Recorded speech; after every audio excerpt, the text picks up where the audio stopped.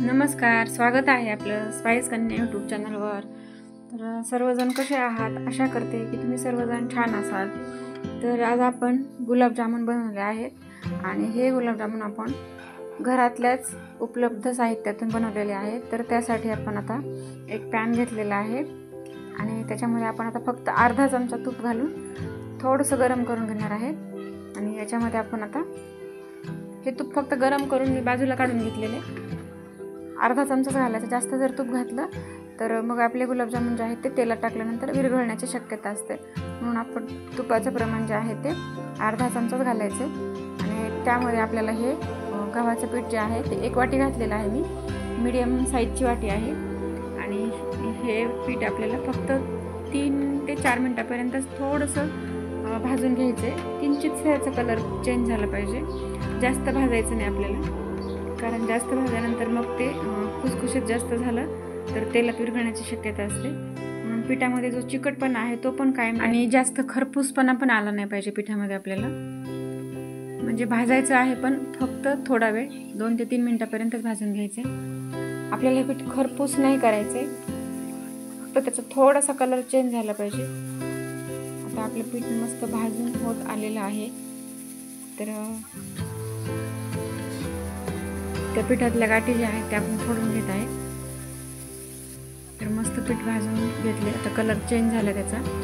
तुपाचा वापर खूप कमी करायचा आहे पीठ भिजवताना आपल्याला, कारण तुपाचा वापर जर जास्त झाला तर गुलाबजामुन तेलात विरघळण्याची शक्यता जास्त असते। तर आता आपलं पीठ भाजून झालेलं आहे, थोडासा कलर चेंज झाला त्याचा। आपण ते दुसऱ्या ताटामध्ये काढून घेतलेले।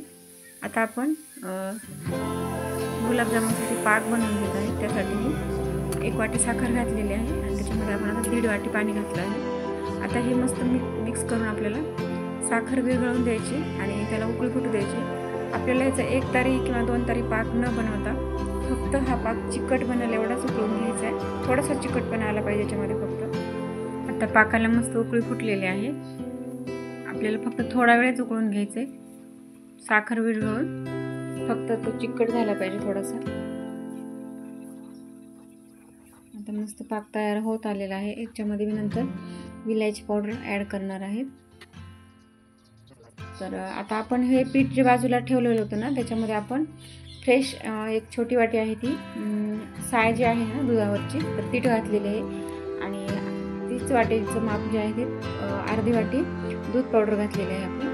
तर हे दोन्ही घातल्यामुळं जे आपल्या गुलाबजामुनची चव आहे ना, तर ती परफेक्टली आपण जशी पॉकेटमधली गुलाबजामुन बनवतो तशी बनते, किंवा आपल्या खव्याच्या गुलाबजामुनची चव आपल्या गुलाबजामुनला येते। ही साय जी आहे ते एकदम फ्रेश होती, मी सकाळच्या दुधावरची काढून ठेवलेली, आणि दूध पावडर पण घातल्यामुळे आपल्या गुलाबजामुनची चव जी आहे ते एकदम परफेक्ट बनते।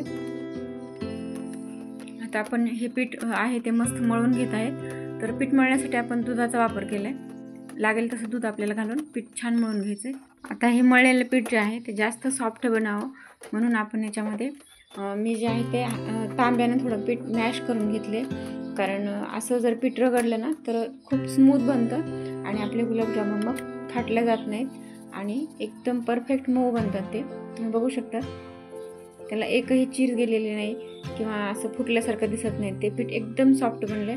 तर तुम्ही जेवढं पीठ सॉफ्ट बनवताल तेवढं तुमचे गुलाबजामुन सॉफ्ट बनतील आणि मऊ बनतील आणि तेलात पण फाटले जाणार नाहीत ते। तर बघू शकता तुम्ही किती सॉफ्ट बनलेले आहेत। तर आपल्या चॅनलवर जर नवीन असाल तर चॅनलला सबस्क्राईब करा, व्हिडिओ आवडल्यास लाईक करा आणि तुमच्या जवळच्या नातेवाईकांना आणि मित्रमैत्रिणींना आपला व्हिडिओ नक्की शेअर करा। तर आता आपण पाकामध्ये जे आहे ते विलायची पावडर घालून हलवून घेतलेलं आहे आणि आता चेक केलं मी तेल तापलं आहे की नाही, तर तेल छान तापलेलं आहे आपलं। आता तेल तापेपर्यंत आपला गॅस जो होता तो फुल होता। आणि आता आपण जेव्हा गुलाबजामुन टाकणार आहे तेव्हा गॅसची फ्लेम जी आहे ती मीडियम करायची आणि मीडियम फ्लेमवरच गुलाबजामुन तळून घ्यायचे। जर गॅसची फ्लेम लो झाली तरी पण गुलाबजामुन जे आहे ते तेलात विरघळण्याची शक्यता असते, आणि जर फ्लेम गॅसची हाय झाली तरी पण गुलाबजामुन विरघळण्याची शक्यता असते। गॅसची फ्लेम ही मीडियमच ठेवायची, कारण तळायला जरी वेळ लागला ना तरी मीडियम गॅस ठेवूनच आपल्याला तळून घ्यायचे ते। आता कलर छान त्याचा चेंज होत आहे, मस्त ब्राऊन कलर येत आहे त्याला। तर बघा एकही गुलाबजामुन आपल्याला तेलात विरघळलेला दिसत नाही। गॅसची फ्लेम मीडियम ठेवायची, ही एक टिप्स आहे. आणि तुपाचं प्रमाण जे आहे ते कमीत कमी यूज करायचं. तर त्याच्यावरच आपले गुलाबजामुन जे आहेत ते तेलात फुटण्याची किंवा विरघळण्याची जी शक्यता असते त्याच्यावर अवलंबून असते. म्हणून तुपाचा वापर जो आहे तो कमीत कमी यूज करायचा आहे. कारण हे पीठ जे आहे ते खुसखुशीत न बनवता आपल्याला चिकटपणा पण पिठामध्ये राहिला पाहिजे आणि त्याच्यामध्ये पाक जो आहे तो पण आतपर्यंत शिरला पाहिजे. असं परफेक्ट टेक्स्चर आपल्याला पिठाचं बनवून घ्यायचं आहे.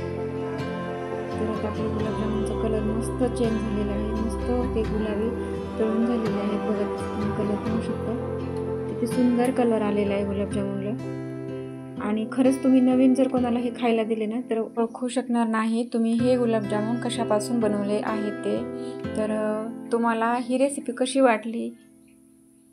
आता आपण हे पाकात घालून घेतले आणि आता हे पसरट भांडं होतं पाकाचं, म्हणून मी परत खोलगट भांड्यामध्ये घालून अर्धा तास मुरायला ठेवले. आता आपले तयार झाले. तर तुम्हाला ही रेसिपी कशी वाटली हे कमेंटमध्ये नक्की सांगा. व्हिडिओ आवडल्यास लाईक करा, शेअर करा.